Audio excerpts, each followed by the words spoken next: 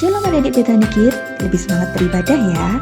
Hari ini kita akan memuji dan menyembah Tuhan bersama Alinka dan Nathan. Kita juga akan mendengarkan firman Tuhan tentang semangat baca firman Tuhan dan berdoa bersama Kak Efraim. Jangan lupa untuk ikuti terus meeting sesuai jadwal berikut ini.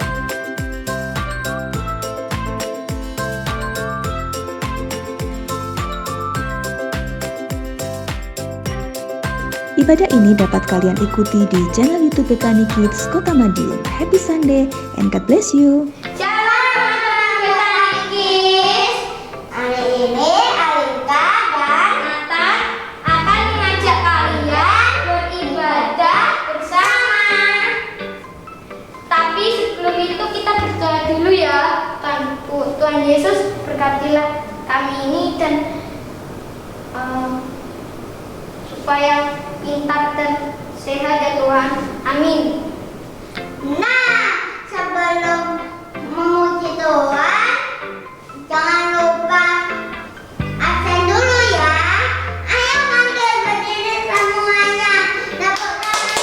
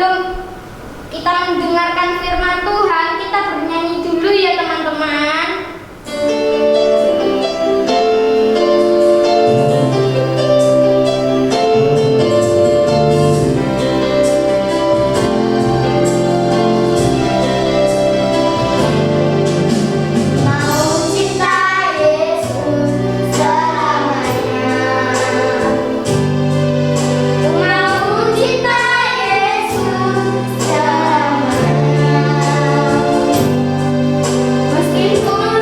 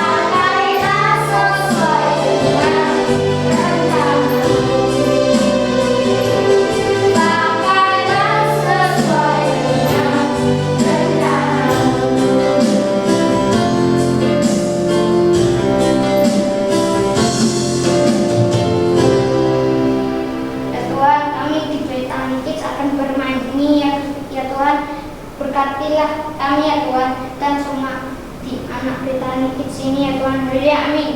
Shalom, selamat pagi adik-adik Bethany Kids. Apa kabar? Pasti semuanya sehat ya. Puji Tuhan, pagi hari ini senang sekali kita bisa bertemu kembali dalam ibadah Bethany Kids di hari Minggu pada pagi hari ini. Nah, adik-adik kasih Tuhan, kita akan mendengarkan firman Tuhan, tapi sebelumnya mari kita berdoa terlebih dahulu. Tuhan Yesus yang baik, kami bersyukur Tuhan berikan kami kekuatan, kesehatan, sehingga kami bisa mengikuti ibadah online di pagi hari ini. Tuhan Yesus, apapun keadaan kami hari ini, kami mau datang dengan sungguh-sungguh dan lebih sungguh-sungguh lagi ketika mendengarkan firman-Mu. Tuhan urapi hamba-Mu yang akan menyampaikan firman-Mu dan anak-anak sekolah minggu yang akan mendengarkan. Tuhan, Kau mengurapi, menerangi hati dan pikiran mereka. Terima kasih Tuhan Yesus. Dalam nama Yesus kami berdoa dan bersyukur. Haleluya. Amin. Adik-adik dikasih Tuhan, pagi hari ini kita akan belajar satu kebenaran firman Tuhan tentang baca firman Tuhan dan berdoa. Semangat dalam membaca firman Tuhan, semangat dalam berdoa kepada Tuhan.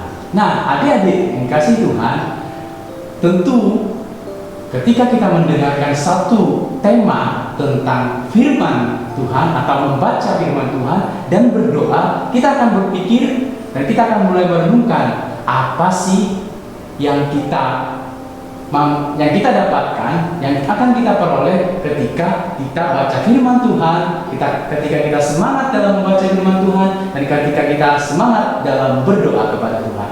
Nah, di sini kakak akan menyampaikan terlebih dahulu ada hubungan antara membaca firman Tuhan dengan berdoa. Membaca firman Tuhan dan berdoa kepada Tuhan, ini ada hubungannya. Dua-dua ini ada hubungannya. Nah, hubungannya adalah diikat dengan yang namanya baca firman Tuhan dan berdoa kepada Tuhan, diikat menjadi satu dengan yang namanya komunikasi. Komunikasi yaitu komunikasi Tuhan kepada manusia ataupun komunikasi manusia kepada Tuhan. Saat kita berdoa, maka manusia kita akan berkomunikasi atau kita akan ngomong atau kita akan berbicara kepada Tuhan. Saat kita membaca firman Tuhan, maka Tuhan yang akan berkomunikasi dengan kita, atau Tuhan melalui firman-Nya akan ngomong, akan berbicara kepada kita manusia. Jadi antara baca firman Tuhan dan berdoa kepada Tuhan itu diikat dengan yang namanya komunikasi. Nah, kenapa harus berkomunikasi? Karena kita dengan Tuhan ini adalah punya yang namanya hubungan. Kita manusia adalah ciptaannya, kita Tuhan adalah pencipta kita. Kita manusia adalah umat tebusan Tuhan dan Tuhan Yesus adalah penebus kita. Tuhan Yesus sudah mati membayar segala dosa-dosa kita yang harusnya kita hidup dalam dosa, hidup dalam kuasa maut. Tetapi sekarang karena Tuhan Yesus sudah menebus kita, maka kita menjadi miliknya dan kita menjadi umatnya, dan kita punya hubungan yang baik, punya persekutuan yang baik dengan Tuhan Yesus. Nah, adik-adik yang dikasihi Tuhan, bagaimana kita cara memperoleh firman? Ketika kita membaca firman Tuhan, Alkitab ini, firman Tuhan adalah firman Tuhan itu bisa kita temukan di dalam Alkitab, tidak ada di tempat lain, ya, hanya ada di Alkitab ini. Nah, ketika kita hendak membaca firman Tuhan, tentu yang kita hendak cari adalah firman Tuhan. Firman Tuhan. Ketika kita membaca firman Alkitab, tentu yang kita cari adalah firman Tuhan atau Tuhan itu sendiri. Bagaimana kita memperolehnya? Yang pertama, kita bisa memperoleh firman lewat mendengarkan firman Tuhan. Di dalam Roma 10 ayat 17 dikatakan demikian. Roma 10 ayat 17, demikian firman Tuhan.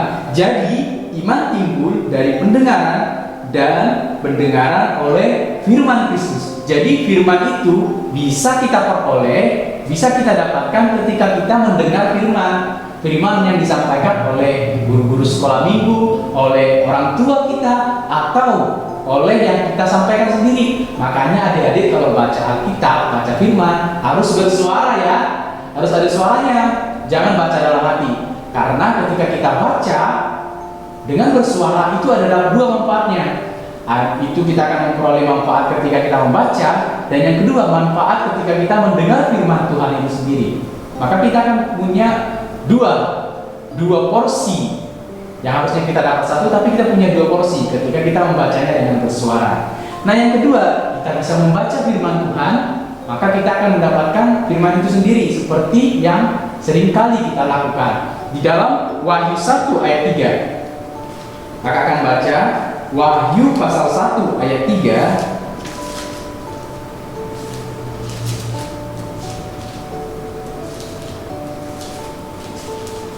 Ya, Wahyu pasal 1 ayat 3, berbahagialah ia yang membacakan dan mereka yang mendengarkan kata-kata nubuat ini dan yang menuruti apa yang tertulis di dalamnya, sebab waktunya sudah dekat. Orang yang membaca firman Tuhan, dia akan memperoleh firman Tuhan itu yang akan membawa kebahagiaan.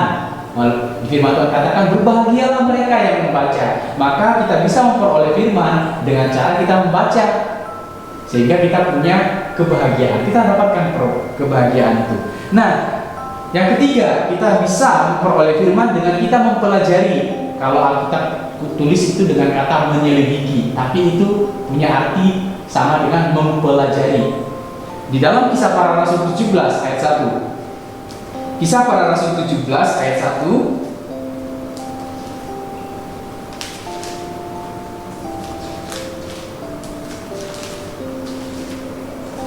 Ya, Kisah Para Rasul 17 ayat 1.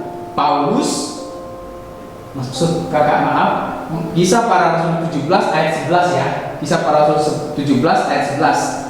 Demikian firman Tuhan, orang-orang Yahudi di kota itu lebih baik hatinya daripada orang-orang Yahudi di Tesalonika, karena mereka menerima firman dengan segenap kerelaan hati, dan setiap hari mereka menyelidiki kitab suci untuk mengetahui apakah semuanya itu benar demikian. Nah, firman Tuhan itu bisa kita peroleh dan kita dapatkan dan kita punyai dan kita miliki dengan cara kita mempelajari atau menyelidiki. Jadi yang pertama tadi kita dengar dan kita baca, dan sekarang kita mempelajari. Bagaimana cara mempelajari Alkitab? Makanya adik-adik butuh orang-orang yang mengerti firman. Mungkin adik-adik punya orang tua di rumah, bisa bertanya kepada orang tua di rumah, ataupun bisa bertanya kepada guru-guru sekolah minggu atau kepada guru wali kelas masing-masing ya, guru wali kelas sekolah minggu masing-masing.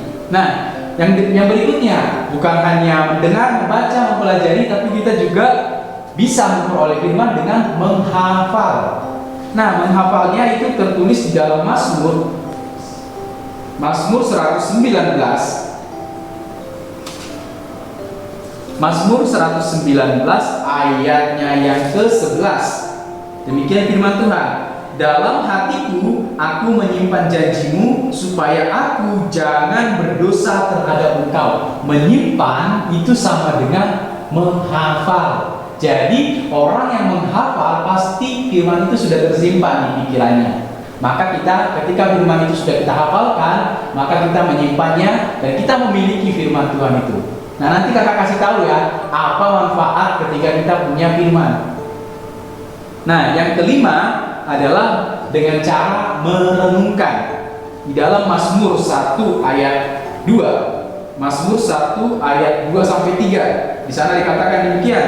Tetapi yang kesukaannya ialah Taurat Tuhan, dan yang merenungkan Taurat itu siang dan malam. Ia seperti pohon yang ditanam di tepi aliran air, yang menghasilkan buahnya pada musimnya, dan yang tidak layu daunnya. Apa saja yang diperbuatnya berhasil. Nah, adik-adik yang dikasihi Tuhan, jadi kita bisa memperoleh firman dengan cara mendengarkan, membaca, terus mempelajarinya, dan menghafalnya. Menghafal dalam hati kita ataupun dalam pikiran kita, terus kita merenungkan. Merenungkan ini adalah kita membaca, tapi bukan membaca berlalu begitu saja. Makanya ketika kita mau baca firman, perlu baca dengannya dengan pelan-pelan. Baca dengan pelan-pelan, kalau bisa ya sambil dibayangi. Kalau misalnya firman Tuhan itu tulis kata buah, maka adik-adik bisa bayangin buah. Kalau firman Tuhan itu tulis dengan kata kuda, maka adik-adik bisa bayangin kuda. Seperti contohnya Mazmur.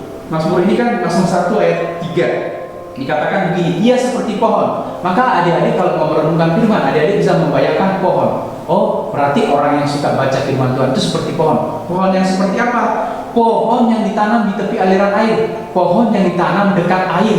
Nah, kalau pohon yang ditanam dekat air, maka dia nggak akan mati. Benar kan?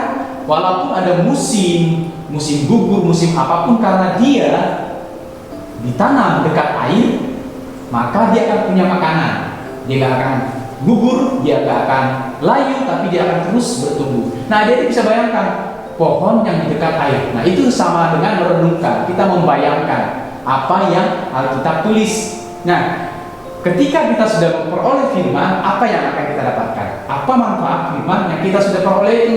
Yang pertama, manfaatnya firman yang kita peroleh itu bermanfaat untuk keselamatan kita. Adik-adik, ketika kita hidup dalam firman, kita baca firman, kita punya firman, maka jiwa kita, hati, dan hidup kita adalah hidup yang di dalam Tuhan Yesus. Hidup di dalam Tuhan Yesus adalah hidup yang penuh dengan keselamatan, hidup yang dianugerahi dengan keselamatan. Nah, adik-adik dikasih Tuhan 1 Petrus 1 ayat 23. 1 Petrus 1 ayat 23. Demikian firman Tuhan. 1 Petrus 1 ayat 23. Karena kamu telah dilahirkan kembali bukan dengan benih yang fana, tetapi dari benih yang tidak fana, oleh firman Allah yang hidup dan yang kekal. Ketika firman Allah itu ada dalam kita peroleh, maka kita punya hidup yang baru. Hidup yang baru inilah gambaran atau wujud dari keselamatan yang kita miliki di dunia ini. Nanti wujudnya yang berikutnya, kita akan masuk surga kalau kita sudah meninggal, atau kalau Yesus sudah datang kedua kali, maka wujudnya adalah kita masuk surga, hidup bersama-sama dengan Yesus. Tapi di dunia ini kita punya hidup yang baru. Nah, yang kedua, apa yang akan kita peroleh? Firman Tuhan itu akan memberikan kita pertumbuhan. Di dalam Roma 12 ayat 2. Roma 12 ayat 2. Demikian firman Tuhan. Roma 12 ayat 2. Janganlah kamu menjadi serupa dengan dunia ini, tetapi berubahlah oleh pembaharuan budimu, sehingga kamu dapat membedakan yang mana kehendak Allah, apa yang baik, yang berkenan kepada Allah, dan yang sempurna. Firman Tuhan itu akan mengubah pikiran kita. Firman Tuhan akan mengubah hati kita. Firman Tuhan akan mengubah hidup kita. Maka pikiran, hati, dan hidup yang sudah diubahkan oleh Tuhan, ini yang akan membawa kita semakin dewasa, bertumbuh, semakin dewasa, semakin mengenal Tuhan Yesus, dan semakin meningkat, sehingga kita memperoleh hidup yang ataupun memperoleh pengenalan yang sempurna dalam Tuhan. Kita bertumbuh di dalam Tuhan. Gak ada kan adik-adik yang gak mau bertumbuh. Masa kita jadi anak kecil terus? Kan gak bagus kan? Kalau kita hanya stagnan atau kita berhenti, kita gak bisa bertumbuh, itu namanya mati. Itu bukan makhluk hidup. Tapi makhluk hidup adalah makhluk yang bertumbuh. Jadi kalau kita adalah orang-orang yang hidup di dalam Tuhan, maka kerohanian kita, hidup kita harus bertumbuh pula di dalam Tuhan. Nah, yang manfaat yang ketiga adalah firman Tuhan itu akan memperlengkapi kita dalam melayani Tuhan. Adik-adik pasti sudah ada yang melayani Tuhan kan di sini. Yang tadi aja yang kita dengarkan yang memimpin pujian kan, itu teman-teman kita yang mereka memimpin pujian. Mereka memimpin pujian itu adalah satu wujud atau salah satu contoh dari bentuk pelayanan atau dari melayani Tuhan. Adik-adik bisa melayani Tuhan juga seperti teman yang tadi, bisa juga. Nah, firman Tuhan itu akan memperlengkapi kita. Di dalam 2 Timotius 3 2 Timotius 3 ayatnya yang ke-16. 2 Timotius 3 ayat 16. Demikian firman Tuhan. Segala tulisan yang diilhamkan Allah memang bermanfaat untuk mengajar, untuk menyatakan kesalahan, untuk memperbaiki kelakuan, dan mendidik orang dalam kebenaran. Nah, adik-adik, firman Tuhan ini yang akan memperlengkapi diri kita, yang akan membawa kita kepada suatu perubahan hidup, sehingga kita bisa melayani Tuhan dengan baik dan memuliakan Tuhan.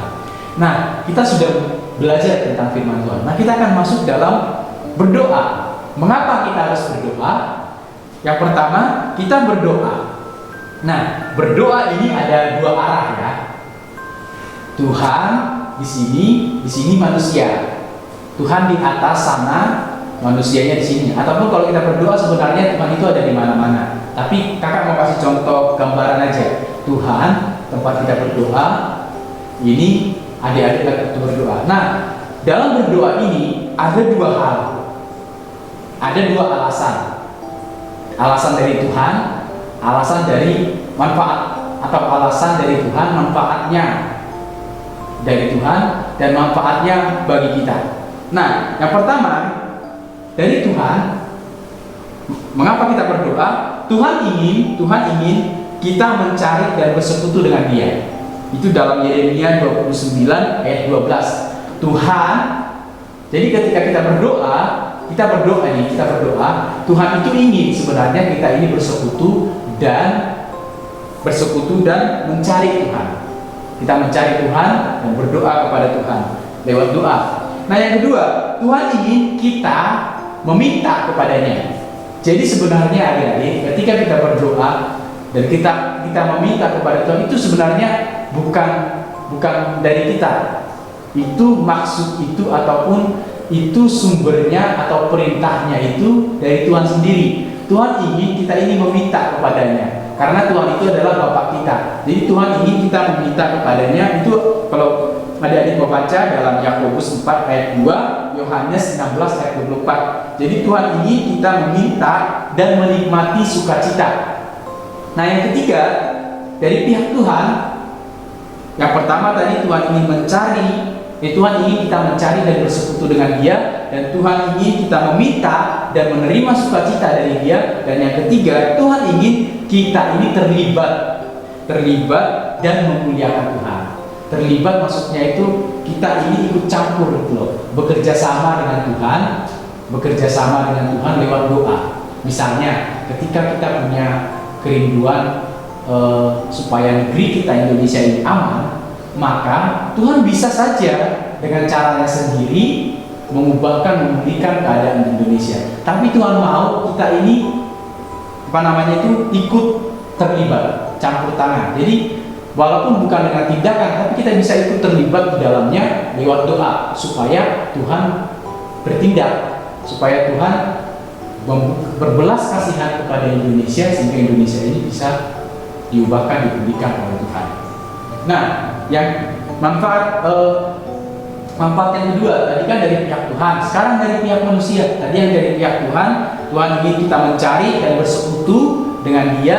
Tuhan ingin kita menerima sukacitanya, dan Tuhan ingin kita meminta kepadanya, dan Tuhan ingin juga kita terlibat atau ikut campur tangan di dalam setiap karya-karya Tuhan. Nah, sekarang dari pihak manusia, kenapa kita harus berdoa? Supaya kita bisa hidup dalam persekutuan atau persahabatan dengan Tuhan. Nah, ada firman Tuhan berkata bahwa kita ini bukan lagi hamba, tapi sahabatnya Tuhan. Nah, bagaimana kita bisa bersahabat dengan Tuhan? Tentunya kita harus berkomunikasi, bersekutu lewat doa. Adik-adik bisa baca dalam Yohanes. Yohanes 15, kita harus bersekutu. Kita bisa bersekutu seperti dahan dan ranting. Ya. Nah, yang kedua, manfaatnya bagi kita, bagi manusia. Doa itu supaya kita mengalami perubahan. Ya, ketika kita bersekutu dengan Tuhan lewat doa, maka di dalam doa kita itu kita akan berubah. Yang dulunya kita memaksa kehendak kepada Tuhan, tapi ketika kita berdoa, kita akan menyadari bahwa ternyata bukan kita yang memutuskan apakah doa kita dikabulkan, tapi Tuhanlah yang memutuskan yang terbaik bagi kita. Makanya lewat setiap doa kita akan mengalami perubahan. Bukan keadaan sebenarnya ya, bukan hanya keadaan saja yang berubah ketika kita berdoa, tapi pasti juga diri kita, diri adik-adik pasti bisa berubah ketika kita berdoa kepada Tuhan. Jadi kita harus berdoa. Kita harus berdoa. Ketika kita di antrian, antri beli sesuatu di pasar ataupun di minimarket, dimanapun, di tempat pedagang ataupun antri di mana aja, maka kita bisa berdoa bagi orang-orang yang antri di sana, bagi karyawan-karyawan yang melayani di sana. Ketika kita berjalan di jalan raya, kita bisa berdoa buat orang-orang yang kita temui atau orang-orang yang kita lewati di wilayah itu.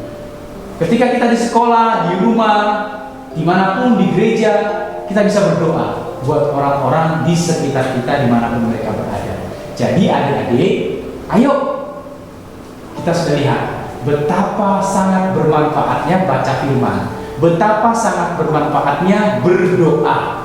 Ya, sangat bermanfaat sekali baca firman Tuhan, dan sangat bermanfaat sekali dan kita berdoa kepada Tuhan. Oleh sebab itu, ayo adik-adik kita terus semangat baca firman, semangat berdoa kepada Tuhan. Amin. Ya, demikian firman Tuhan pada pagi hari ini. Kakak kasih pesan, semangat berdoa dan semangat baca firman Tuhan. Firman Tuhan dan berdoa sangat bermanfaat bagi hidup kita sekarang ataupun nanti ketika Tuhan Yesus datang ataupun ketika kita sudah ada di surga. Nah, demikian firman Tuhan yang dapat kakak sampaikan. Tuhan Yesus memberkati adik-adik semua. Kita berdoa. Tuhan Yesus, kami bersyukur untuk firman Tuhan ataupun kesempatan bagi kami dalam membagikan, dalam mendengarkan firman Tuhan. Firman Tuhan yang telah hamba-Mu sampaikan, biar ini tertanam dalam hati dan pikiran mereka, Tuhan. Firman Tuhan dalam hidup mereka bisa menjadi terang, bahkan pelita jalan dalam hidup mereka. Oleh sebab itu Tuhan, terangilah hati dan pikiran setiap anak sekolah minggu, sehingga mereka dimampukan Tuhan untuk mengerti, memahami firman. Terima kasih Tuhan Yesus. Berkat rohani, berkat jasmani Tuhan berikan, Tuhan limpahkan dalam setiap kehidupan kami. Dalam nama Tuhan Yesus kami berdoa dan bersyukur. Haleluya. Amin.